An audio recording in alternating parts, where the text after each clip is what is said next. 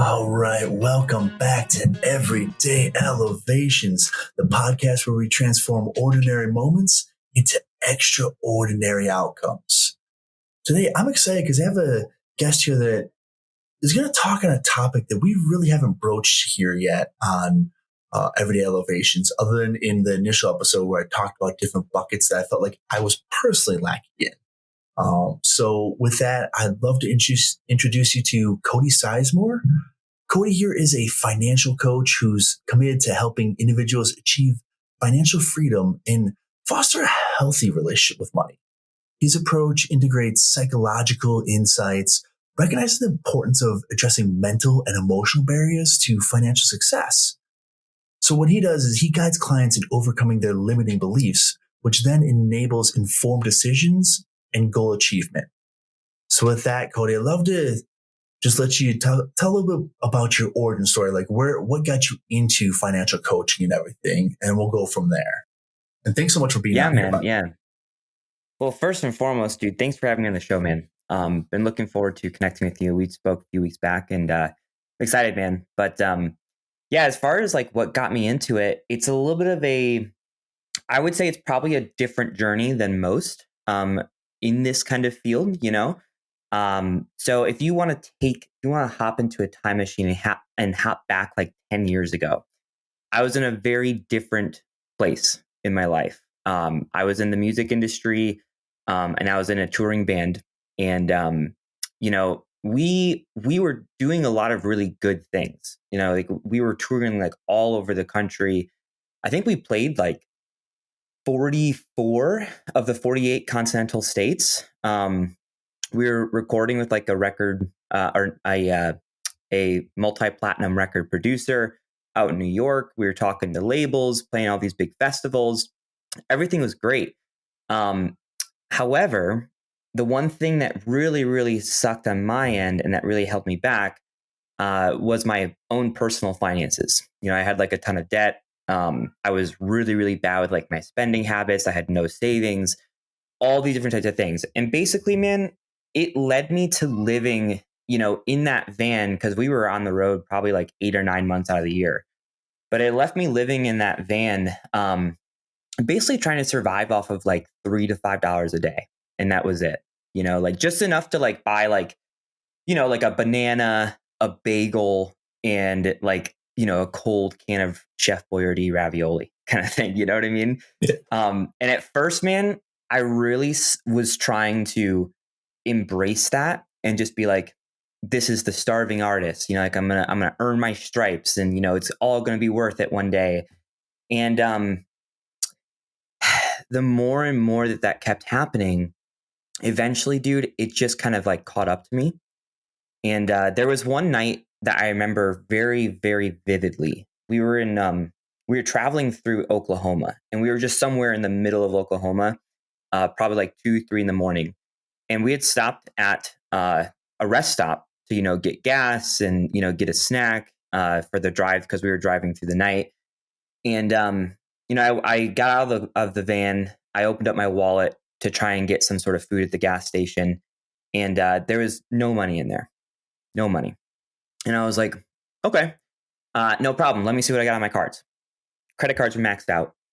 Then I was like, cool. I probably have something in my bank. So I pulled up my bank account, and I had $1.03 in my bank account. And I was like in the middle of nowhere, thousands of miles from home at 3 in the morning. And I was just like, what am I doing? What am I doing? And how can I keep doing this to myself, kind of thing? So I had this moment where I had to like take myself away from the rest of the band.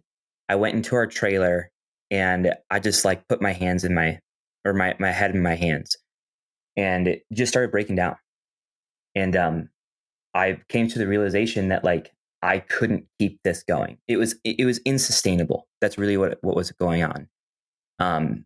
So when we got back home from that tour, you know, I had to kind of talk to the guys, and I just said, hey, like I can't keep doing this. Like, you know, we have all these things going on, but with anything in the music industry, like it's not ever like a guaranteed thing. It's usually like a prolonged kind of like several step kind of process before things really start to come to fruition. And I was at my wit's end. So I had to end up taking a step back from the band. And long story short, my dream died because of money. And that's really what it came down to. And when that happened, I got kind of like kind of pissed off, to be honest with you. And I was like, never again am I ever going to allow money to dictate how my life turns out. So I went on like this like crusade of trying to figure out everything about money so that I could figure my own situation out and just get it taken care of so I can step into my new, life path. And a big part of that was actually me reaching out for support because I had no idea anything about it or what I was doing wrong. I just knew that it wasn't right. So I actually hired my own financial coach, and that whole process completely changed my life. Like not even just my finances, but like my mental health got better, my physical health got better, my relationships got better, my communication skills got better. Literally everything just started to skyrocket. And eventually when I got myself into a really good position and I was feeling confident, I had a moment with myself and I was like, this is like too good. This is too good to keep to myself. And I want to help other people feel this too, because I know for a fact that there are other people who have these big dreams, have these big goals, have these big aspirations that feel like they can't because they're being held back from money. So I made that decision that I was like, I'm going to get the training. I'm going to go through, the certifications, and I'm going to launch my own practice to help people. And I ended up doing that just over 4 years ago. And ever since then, it's been amazing, man. I've been able to help out a lot of people. And, collectively speaking, the people that I have been able to help, whether it be paying off their debt, building up their savings, buying houses, making investments, whatever it may be, collectively, they have seen a positive shift in their finances of over $4 million to date. And that's just what I can track, so it's been a really amazing ride, dude. And honestly, like I never, ever, ever thought that I would say this, but this helping people with their finances has become more of a passion for me than music really ever was. So it was kind of like a blessing in disguise. It's weird how that kind of works sometimes, but it was a blessing, man. And that's my story. That's how I got here. I love it. I actually want to touch base on two different parts of the story you told here, just to get a little bit more of a picture. Because not all of us have been touring successfully or anything like that when it comes to music. So you mentioned the fact that you were struggling financially. Was it more so that you were just irresponsible with money, or a mixture of you weren't really making a ton of money because it's not like you're selling out stadium tours or anything like that? Yeah. Is it kind of like a mix of both of those was kind of caused that financial issue? Yeah, it's a mix of both. Like the money that the band made, it was enough to like keep the band going, and even to like make different investments like recording an album or buying merch or stuff like that, right? But we weren't making enough to where we could like really start paying ourselves a considerable amount. We got a little bit, but most of the money just went back into the band. So, that's where the band was. But it really came down to just personal decisions, personal behaviors, and, me getting myself into a hole while I was home that like was really difficult to dig out of when I was on the road, so kind of a mix of both. Gotcha. Okay. Makes sense. And it's kind of cool just hearing how you talk about the whole process of the band, because it's almost like starting business. So actually it's pretty much just like starting a business, because when you first start off, I haven't started a business, but I know how it works. Basically, you're reinvesting your money at all times. So initially, if you're a properly ran business, you're not paying yourself out early on. You're reinvesting into the company. So like band, that's kind of what's happened there. So that's where some of the financial issues, of course, decision making and stuff like that too. But it's just cool hearing that. I've never really heard of, because my brother's been in bands and I have a lot of friends who are in bands. And Mm-hmm. well, used to be in bands. Now we're all 40 plus. So don't need to be in band. I'm not trying to be Kiss be out there and rocking around in tours or anything like that at this point. Right. I guess we're at that level of fame you could, but no, I just think it's so fascinating to me. And that's a tangent, but yeah. So let me ask you this. So you pull away from the band because financial concerns and just couldn't keep going through that same outcome time and time again with it. Mm-hmm. What allowed you to commit to a financial coach? Because they're not necessarily cheap. They're not super expensive depending on the coaching. But if you're already in a financial place, the reason why I ask this question is because there's a lot of people who hesitate on coaching, myself included, coaching in general, because maybe you're not in the best financial space or you're not sure if you can afford just that coaching. So I'm curious, coming from the fact where you were mentally like, hey, like I can't do this. I'm in a bad financial place, but you're like, I do need to pay for this coaching so I can get to that better place. Mm-hmm. Talk to me about that mindset and what decision-making process on that. Yeah, so there's two sides of it. Number one is that, like, you know, if you find someone who really cares about you and is not just like trying to get paid, they'll work with you. You know, like there's a lot of different options that you can do to just get creative and just be flexible. You know, like if someone's wanting help, then someone who has like a heart for people and like wants to actually help them, they're not going to allow, you know, a price tag to stand in the way of creating an impact, you know? So the person that I, you know, hired was one of those people who really just cared about helping me. It was like, hey, like we can do this. We can do this. I just want to get started with you, you know? So I was very blessed to, you know, to hire someone and to find someone like that. Which is also why I do the same thing with people too. You know, I always tell people all the time, I'm like, the hardest part about coaching is getting started with it, you know? And so it's like, okay, like let's not allow that to be the thing that doesn't allow you to get help and doesn't allow you to, like, you know, make this a better situation for you, you know? So that's one side of it. The other side of it though, is also something that I had to realize myself and something that I have seen, dude, I'm not kidding you, man. So many times is that generally speaking, people actually have more money than they realize. That's just the fact. And what sucks is like, we just don't realize what's happening to it. And we kind of put ourselves in these positions to where we feel like there isn't enough all the time. And that was my case, you know, like, I had learned that once I got into coaching and I saw like, hey, what's actually happening to my money and where is it actually going and why is it happening that way? And, you know, what's causing these things and all these different types of things. Once we get to the bottom of that, it actually starts to free up a lot more, you know, and it starts to like actually work for you. I mean, I can't even begin to tell you, Jason, I have brought on people to where like I will go in, you know, and we'll start coaching. I'll kind of do like what I would call like a money assessment plan, which basically is like, hey, what has been happening to your money? And then how can we refine it in a way that's going to serve you for both your goals, but also what you value at the same time moving forward. And what was happening to it was that these people were going like in the negative, like in the deficit, you know, and like putting stuff on credit cards or whatever it might be, you know, hundreds, if not thousands of dollars a month, every single month. But then after we kind of talked about it and we said, okay, so what about this area? Like, what's going to make you feel like you're good to go and like you feel very comfortable, but at the same time, like we're being intentional towards the reason that we're here. And I've seen them move from either hundreds or thousands of dollars in the deficit to then flip it to hundreds or thousands of dollars in the positive.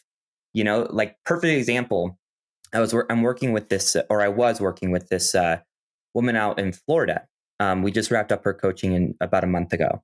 And when I first met her, you know, she's blessed with a good income, you know, but she was living quote unquote paycheck to paycheck, a lot of debt, absolutely no savings, decent income. And she was in the negative about $3,000 a month. That's how she was living. And then after we did this thing, we got her into a surplus of $4,000 a month. Nice. That's a $7,000 turnaround per month, you know? So, I mean, you do the math there and it's like, okay, 6 months later, she paid off about 20 to 25 grand in debt and freed up all this additional income. So now her surplus is no longer 4,000, it's more like 5,500. And she's just continuing to just rock and roll every single month after that. But she's been struggling with this for 15 years. You know what I mean? So that's another side of it. There's the flexibility of, finding the right person who has that good heart that wants to be flexible with you and wants to actually help you.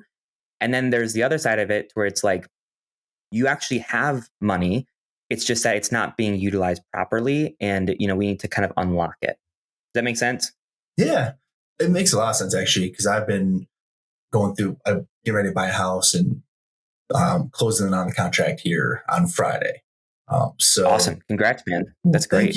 Thank you. But also scares the crap out of me financially speaking. Yep. But it made me, step.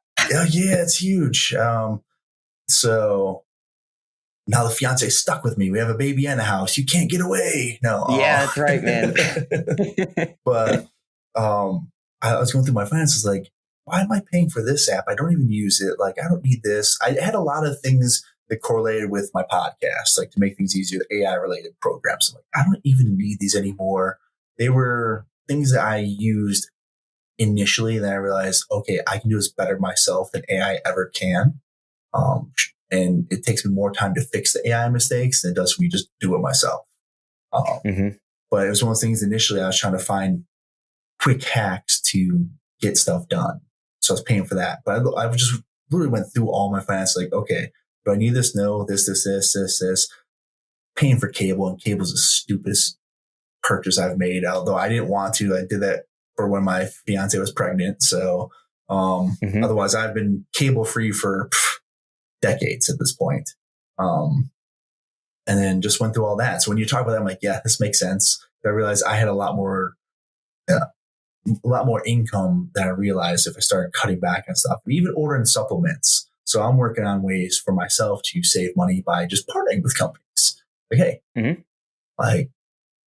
be a sponsor, send me your product, be on my podcast. Like, find ways to win. Like, and this way I can still get everything I need and mentally be better off. Because you mentioned that mental health aspect. That's a huge thing I realized once I took on the job I'm currently working, which is HR. I was in a dead end job, and I shouldn't say dead end. It wasn't a career path that I was willing to go into. My supervisor was like the next step up for if I move forward in the position. I call it office dad, but I was a facilities coordinator for 8 different offices.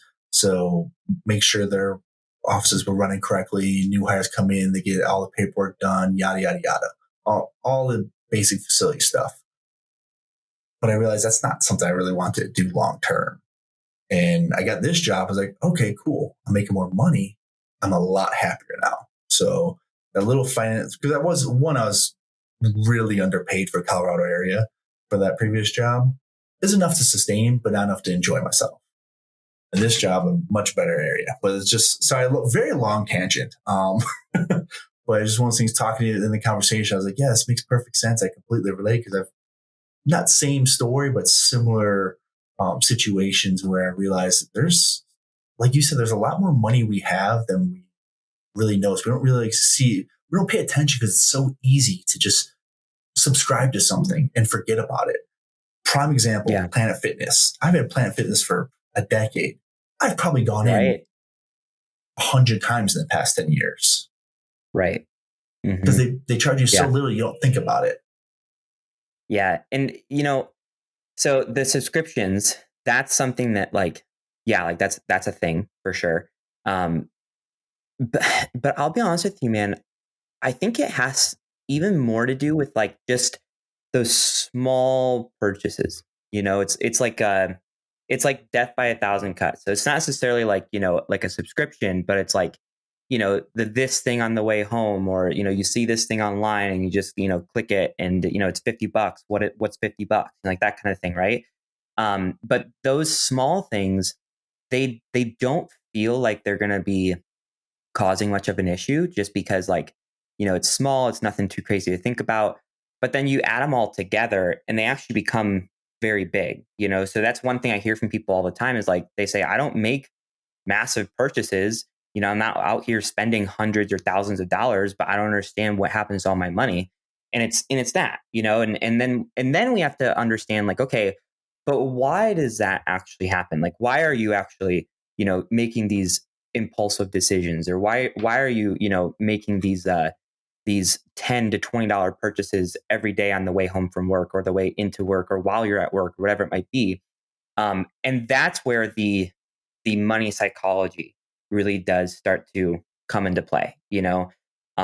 Everyone has their own reason, their own trigger, or their own sort of like desired outcome of why they're spending money in a certain way or why they're not spending money in a certain way too. And that's what I found has been like the most interesting part of coaching. And what actually helps people the most is like not just understanding like what's happening to their money on a spreadsheet, but really understanding their own relationship with money, and understanding like themselves on a deeper level so that they can like identify, hey, this is what's happening. This is why it's happening. This is where it's coming from. And most importantly, like this is how I can overcome these things so that I can like take this power back and actually like explode towards the life that I deserve and want to live, But until people figure that out, it's really tough to make the money work because otherwise you're kind of it's almost like you're hopping into a car and you don't have any sort of like GPS, and you're going to a new destination that you haven't been before, and you're like, this road seems like the right one, I think. And then you just drive and you just go, I hope I get there. You know what I mean? Like it's kind of like that. But once we understand it and we have like that clear path and that clarity, it really changes the game for you like a lot. That makes sense.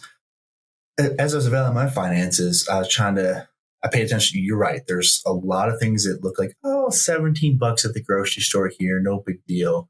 But you do that over the course of a week, that's a whole heck of a lot more money. It still might not seem like much, but you add it up over a month, it's a lot more money. That's something that I know as I was doing. I was like, okay, well, what am I buying that's actually essential? What am I buying that's not? Can I cut some of this stuff out? And a lot of it was like similar to the story you were saying where someone will just, it's convenience, right? You're on your way home. So maybe go here, pick something up really quick versus for me, Uber Eats was the devil. I deleted that app. Oh yeah, man. Yeah. It's such a colossal waste of money, but it's just because it's so much more expensive as compared to just going there and getting it, like just so much more expensive. So, and one thing I want to say, Jason, is like, I think there's nothing wrong with spending money. Like I'm not that person. And there's a lot of these people, especially in like the space that I'm in, where they're like, if you're trying to save money, you're trying to get yourself out of debt, then you should not be spending any money. You shouldn't be enjoying your life. You shouldn't be taking a vacation. You shouldn't be. I don't agree with that. I personally don't. I think that you need to be intentional with it on both ends of like being intentional with your goals, but then also being intentional with like your values and what you actually want in life too. Because dude, if someone is going like so scorched earth where they don't allow themselves to go out to eat, they don't allow themselves to go to the baseball game, they don't allow themselves to take that weekend trip while they're trying to get themselves out of debt, what they're going to do is they're going to harbor this like scarcity mindset about money. And two things are going to happen. They're either going to get really burnt out and they're going to end up resenting the whole process, which is going to lead to them having like a eventual like really big binge spending spree. And then they're going to look at that. They're going to feel ashamed. They're going to feel angry. And then they're not going to want to address it. They're going to want to avoid it because they're upset with themselves or they're upset with the whole process of it too. And that doesn't help. But let's say that doesn't happen to someone and they just keep going. Like they just keep not spending money and they keep saying no to all their friends. They keep saying no to all their family. They keep saying no to themselves. over and over and over and over. And then they get themselves out of that debt. They get the money in the bank that they're looking for. But then they've been doing that for so long that they've conditioned that scarcity mindset in their brain to where they won't know how to actually enjoy the money when they get to the place where they feel like they do deserve to enjoy it. So then they're going to be at that place where all the boxes are checked and everything's great, but they've just screwed up their relationship with money so much that they're going to be free, but they're going to feel like they're in that self-made prison because they're going to be like, well, how do I even enjoy this? And if I feel like I do enjoy it, I feel like I'm doing something wrong, you know? So that's why I don't think that, just cutting back and cutting back and cutting back is the answer. I think that the word is intentional, not even balance. It just has to be intentional, So I think that's really important. No, that's a great distinction there. Because there's no point in having money if you're not going to enjoy your life. Yeah, exactly. No matter where you're at in the journey, of course, like if you're out of debt and you have money in the bank, sure, like enjoy yourself more, as compared to not. But just because you're not at that place doesn't mean that you don't deserve to have a life. Like you should have a life. We only get one, I guess, depending on religion. Right. But I love the fact that you touch up on that and kind of clarify a little more, because it's something that I personally have always been of the belief that, hey, I've had a slight money scarcity mindset ever since having this kid, of course. But for me, it's a matter of, I also know that I'm not going to be happy in life if I'm not going out and experience it. And a lot of times experiencing life will cost you a little bit of money. It's okay. Money will always come back as long as you're sitting there working and finding ways to make money work for you. And like you said, be intentional with your spending.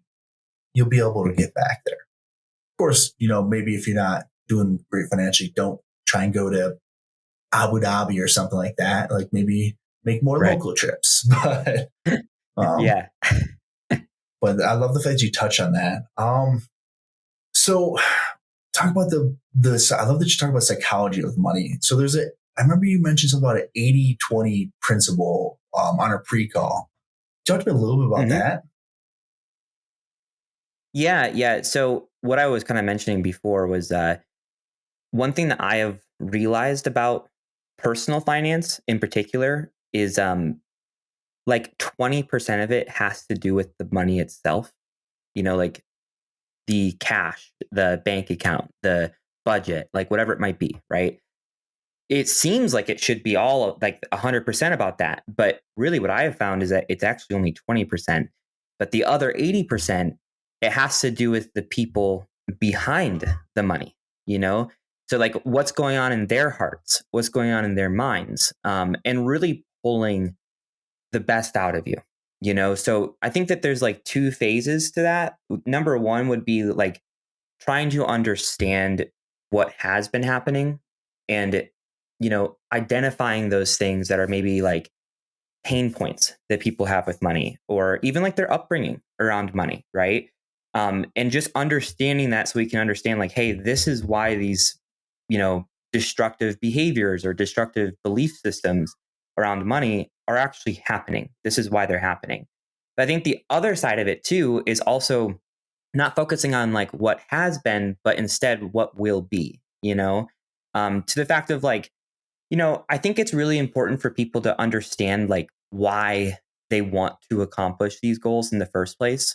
I talk to people a lot, dude, and I'll ask them like, what are your goals and why do you want it? And they'll say things like, we want to get out of debt. We want to build up our savings. We want a house. And why do we want it? Just because we don't want to feel like we're stressed out all the time. I want to be able to travel and, live my life. And that's really what it comes down to. But like, if we're being honest, those are really surface level. Like they're not like anything that's like, I have to have this kind of thing. It's more so of just like, I just don't want to be stressed. It's surface level. So what I mean by that other 80% is like, we need to be able to find things within your heart, things within your mind that matter to you enough and that are like actually worth fighting for, that it's going to create that drive in you. It's going to create that inspiration and that motivation and that aspiration, all the Shin's words, right? And it's also going to allow you to have like some sort of like grappling hook. So think about Batman, right? When he's in trouble, he pulls out his grappling hook and he just like gets out of there, right? It's the same thing. Like, if there was a car breakdown or a job loss or an unexpected medical expense that really sets you back financially, a lot of people would feel that blow and they would be like, I just put in all this work and this happened. Like, what's the point? Right. But having something that's going to keep you going no matter what, I think is really, really important. And you need to identify that and have it be something that's really, really deep, like something that actually matters to you, to where you're going to not want to give up, kind of thing. Like, it's bigger than you. It's bigger than the stress that you're trying to get away from. It's bigger than that trip that you're trying to take. It's a more purpose-filled mission, kind of thing. And talking about the what has been kind of thing. There are several things that happen with people, and I always say all the time, like, personal finance at the end of the day, it's personal. Like, there is no cookie cutter thing for any, one person kind of thing. Like, everything is unique to the individual, but there are certain trends that I have noticed. And one of those big trends is that people will spend money in a certain way because they're trying to get some sense of control of their life. So what I mean by this is, maybe as they were growing up, they grew up in a house that was not super well off. And, they weren't able to have the nice things, or their friends were able to have it, but they couldn't. Maybe they grew up in a broken home with divorce, and that happened, when they were, 7, 10, 12 years old. Maybe they grew up in an abusive house. A number of things that just are not in a child's control or a teenager's control. It's just the cards that they were dealt, kind of thing. Well, then they grow up, they move out, and they get their own sense of autonomy, their own sense of freedom, and they start making big girl money, big boy money with their big girl job or their big boy job. And then all of a sudden they're like, this is my life. I can actually choose what I get to do or what I want to do. And just having that ability is good enough for me. Even if it means that, like, it's going to put me in a position that is like not the best, it doesn't matter, because at least I have the ability to choose. I have the ability to have that control over my life. So that very thing that they're going after, which is that sense of control, is actually the thing that's putting their finances out of control. And it's a really weird paradigm, because the difference is that when they were growing up, whether it be financial related, the relationship with their parents, the dynamic of their household, whatever it might be, they didn't have that choice. But now they're putting themselves in a similar position willingly. And it is their choice now. But it just feels different because they think that for some reason the outcome is going to be different, when really it's not. They're just willingly putting themselves back into that place. And when people realize that, dude, they're like, wow, I've been trying so hard to run away from this thing. But what I've actually been doing is just running in circles and keeping myself in this track of destruction. Just realizing that is a huge first step, that you can then ask the question, okay, well then how do I overcome it? But realizing it is the very first thing you need to do. And that's where a lot of like the money psychology comes into play. Makes sense. Okay. Yeah, I've never really thought that in depth about it. So heck, maybe I need some financial coach at this point. I feel pretty good about my finances, but there's probably some unhealthy habits I need to break and mentalities behind it. So I might be reaching out after this call here. I'm definitely going to set up a call with a group that I participate in. the one of my friends set up where we just talk about different things because one person in the group, there's multiple that have different financial questions, but one I mentioned this to you before, like his thought process is, oh, I have to make $300 million. No real reason why, but his mentality is always, I have to make this to be successful in life. And it's pushed him the whole time. It's also pulled him away from other areas in life and doesn't allow him to enjoy life. And I told him, I was like, dude, like, even if you're making $300 million, if you're not going out enjoying life, then you're not living. You're just going through the motions. Like that sounds awful to me. I'd rather make 60K and be able to go out and enjoy myself than make 300 million and be stuck at home focused on making more money. Right. Like that's me personally. But yeah, again, I like to go on tangents if you haven't picked up on that yet. No, you're good, man. I mean, there's a lot of people like that, you know? I mean, granted, I've never talked to this guy. I don't even know his name. But like, there's something going on there. There's something going on there. There's some sort of self-worth kind of tie that he has with like, you know, how he feels about himself as compared to how much money he's making or how much he has kind of thing. So there's something going on there. It just needs to be dug and figured out, again, to be specific to him. You know, I had a client who he's a business coach and you know, he makes good money. You know, he makes like like 350, 400,000 a year. But he has no money. You know, like because he has all these different, you know, debts in place and everything like that. So all the money he's bringing in is basically just paying for his expenses. That's basically it. And, you know, his big goal was like, I want to scale my business to, you know, make $1 million a year. And I was like, okay, well, which business would you rather have? Would you rather have a business that makes $1 million, but you only bring home 100,000 after expenses? Or would you rather have a business that makes 500,000, but you bring home 250,000 after expenses? And he said, well, I'd rather bring home 250 as compared to 100,000. And I said, yeah, exactly, man. So like the goal isn't revenue. The goal is profit for you. Right. And the goal is like comfortability and stability and you know, security for your family and for your kids so that you can invest into their lives even more, not a number, you know? And when he realized that, he's like, so I need to shift my focus from trying to scale my revenue to instead lowering my expenses, because when I do that, and what I mean by lowering expenses is like paying off these debts, right? And he said, because when I do that, I'm essentially making more money. And I'm like, yes, exactly. So it might be something similar to that. I don't know, but that's just one example I had from a previous client that I had recently as well. Well, no, I appreciate that. And I don't know the whole background to it. I know there's some like familiar mentality behind it. But again, it wasn't my group or anything like that. So it was just someone that I recognized. And I was like, oh, so when you reached out, it was actually perfect time because right when we did this week where we had that call, we were talking about financial mentalities and stuff and mindsets. So it was just kind of really funny that you reached out. I was like, oh, this is just meant to be. So, yeah. But let me, because we don't have a ton of time left here. I would love to see if you can give us a couple quick tips, or if there are quick tips for people who are trying to just get themselves a little bit more out of debt, ways to turn that around as quick and effectively as possible. Yeah. Well, like I mentioned earlier, personal finance is personal.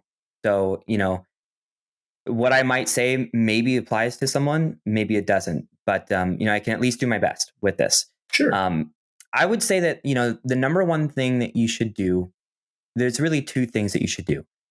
Number one would be to look back and just see like what has been happening with my money.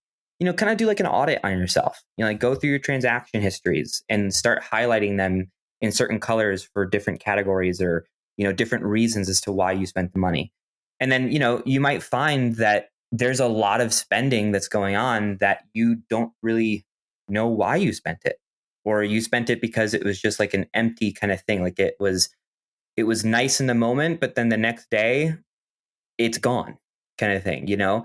So just recognizing like, hey, maybe I have more money than I think is number one, right? And then number two is, I have found that there's a certain method of paying off debt that's been proven to be like the quickest and most efficient process. And this is over millions of case studies, not just the people I've worked with, but well beyond me. And this is a process called the debt snowball. Have you heard of that or no? I've heard of it, but refresh my mind. Yeah. Yep. Okay. So what a lot of people will do is, let's say if someone has like 10 different lines of credit, right? Or lines of debt, right? What a lot of people will do is they'll see that they have 10 different debts. They'll get kind of overwhelmed by the fact that they have 10 different lines. So they'll try and like consolidate the loans, or they'll try and like, refinance them or whatever it might be, right?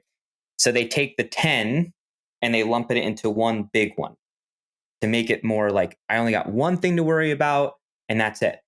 That's not the way to go. It's not the way to go. It actually slows down your progress a ton. And the reason for this is what I'm going to kind of unpack with the debt snowball. So with the debt snowball, basically what you do is you keep all those debts separate, regardless of, interest rates, balances, payments, whatever. But you keep them all separate and then you line them up in an order of smallest balance to largest balance owed. And then you just squeeze out as much extra income as you can on a monthly basis. And then you start attacking that smallest debt, like as fast as you can, right? So let's say like your smallest one's like $1,000, let's just say. So you pay that one off very aggressively. Maybe it takes you a month or two to pay off. And then the payment on that debt, let's say it's $100, you take that $100 payment and you don't bring it home and work it into your daily living habits. You just pretend like you never freed it up in the first place. And you take that payment and you basically stack it on top of the second smallest debt. And then you start paying that one off really aggressively. And then once that one's paid off, maybe that one's a $150 payment. Now you have $250, and you take those two payments and you stack it on top of the next smallest debt. And then you just repeat the process, rinse and repeat over and over and over. And the benefit of doing it this way is that, number one, you are paying off debts a lot quicker because, they're smaller, right? So you actually get like that sense of like accomplishment.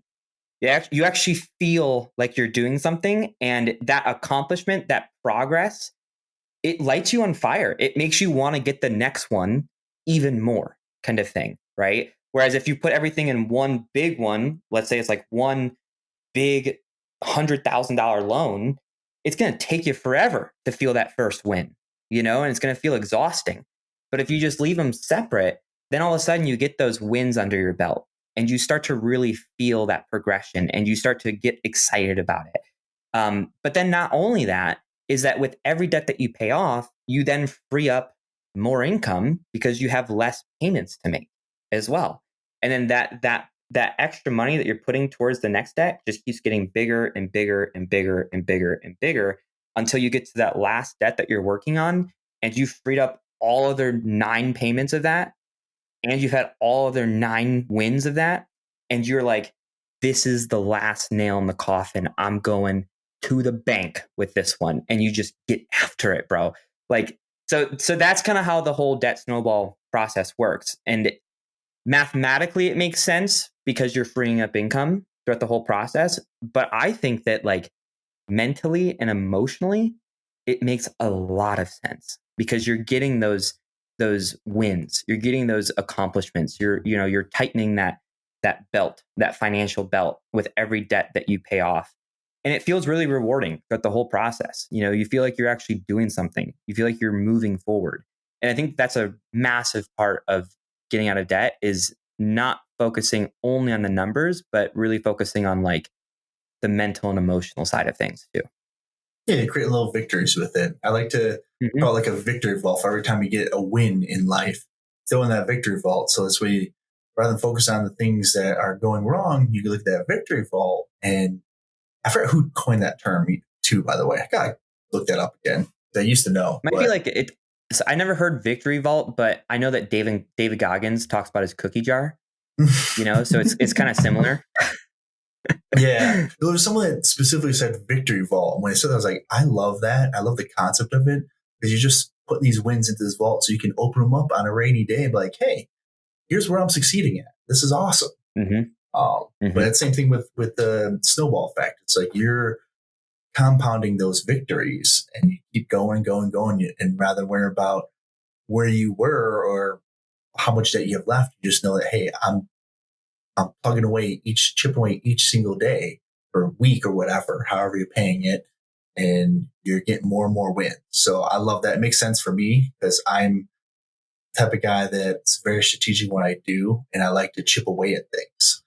Very methodical in my mindset. So that one completely resonates with me. Good, man.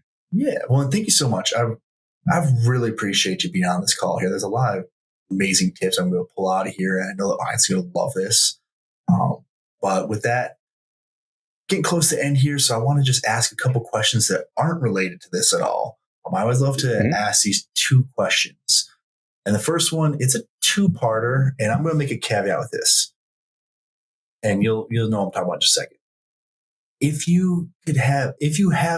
All right, what is your superpower? And it can't be financial. So I want to know what your superpower is outside of that. And if you could have a superpower, whether it's comic book related or maybe you want stuff like empathy or anything like that, what would that superpower be? Yeah, man. Okay. So what is my superpower? I would say that I have a really good ability to hear what people are not saying, but it's what they actually mean. You know what I mean? If I ask someone like a question, they'll respond and I'll be like, this is what they're actually saying, or this is what they actually mean. So I feel like I understand people on a deeper level that maybe they never even thought about themselves. Perfect example, your friend, the $300 million guy. I was like, probably something with self-worth there, like, so I think that's probably my superpower, which I think it's a huge blessing. My wife loves it, so that's good. But as far as the superpower that I would love to have, dude, I've always thought this would be sweet, bro, just to fly. I mean, like, come on, like the experience of it, like no traffic, like all that kind of stuff. Dude, I would love to fly. And that feeling of just freedom. Now I'm bald, but like theoretically speaking, having that wind blow through my hair, bro, game over. It's fair. See, I'm more of a teleportation guy. I want to get to as many places as I want. Like, think about it. If you want to take your wife on a romantic date in France, Paris, boom. You don't even need to book a hotel. Instantaneous. You just you just book a reservation. You're there. Like that's something that'd be cool for me. Now I get the flying part because getting that whole experience. And I had someone, you're the second person to tell me fly, and someone mentioned they love the idea of getting a different perspective by being so high up. Like, oh, okay, I can see it. That'd be kind of cool. And of course, I wouldn't mind the wind blowing in my hair. Not to rub that in on you, but hey, man, it's all right. I get it all the time. Fair enough. All right, so I got one final question here, and this one always brings about interesting answers. Don't you ruin this for me, by the way. I've never had someone say the same quote on this show in 20. So I've recorded 32 episodes at this point, and not once have I gotten the same answer. So if there is any quote that you would put on your gravestone, like something that you would live by and you want to be known by, what would that quote be? Oh man. There's three that come to mind. But if I was thinking like my gravestone, I would put one by Henry Ford. which is whether you think you can or you think you can't, you're right. And dude, that's just so true. So true. If you think you can, you're right. If you think you can't, you're right. Just mindset. Yeah, that's a really powerful one. Yeah. I'm actually surprised that has not been used yet. So I keep the streak alive. The streak is still alive. Got a 33 game hitting streak now. Yep. Put me in the majors. But so I hear that quote all the time. Obviously, it's an incredibly famous quote, but still super underrated too. Like it took me a while to realize that the words you speak to yourself matter. Things you say matter. I honestly probably not until this past year I didn't think too much of it. I've had plenty of people talk to me about it, but I didn't realize until actually I ran this marathon how important the words I say are. I kept telling myself before that, like I was one of those people who would quit 80% in, right? Like I'd hit a wall, like, okay, I'm good. I'm not going to try any harder than I just did. But I did this marathon attempt and I ran until my body gave out at 23 and a half miles with zero training. And it was just a mentality thing. Like just all I have to do is just take one step at a time. Forward progress is all I need in life. And it's been a huge game changer for me. So your quote is incredible. Obviously very well known, but I love it so much because it's such an underrated concept. But with that, I just want to thank you for being on, of course. And I want to thank all the listeners for tuning in here. If you enjoy this episode, do us a favor, like, subscribe, leave a detailed review. Let us know what you liked about it, what you might want to learn a little bit more about. And then also don't forget to check me out at Instagram. And this will also be out on YouTube now. But on Instagram, you can find me at Everyday Elevations. For YouTube, it's Everyday Elevations Podcast. And then you can also find a blog that I'm getting ready to release here called The Wellness Diaries at everydayelevationspodcast.com. So look out for those. And thanks again for everybody for tuning in. And Cody, thank you so much for taking the time out of your day to be on. Yeah, man. Thank you so much for having me, man. It was a fun conversation. And I'm excited for you, man. I remember you told me that you started this podcast really just to help yourself in a lot of ways with those different buckets. And I think that's really cool, man, because not only are you helping you, you're also helping other people too throughout that whole journey. So absolutely love that, man. And I'm blessed to be on this show. So thank you. Thank you.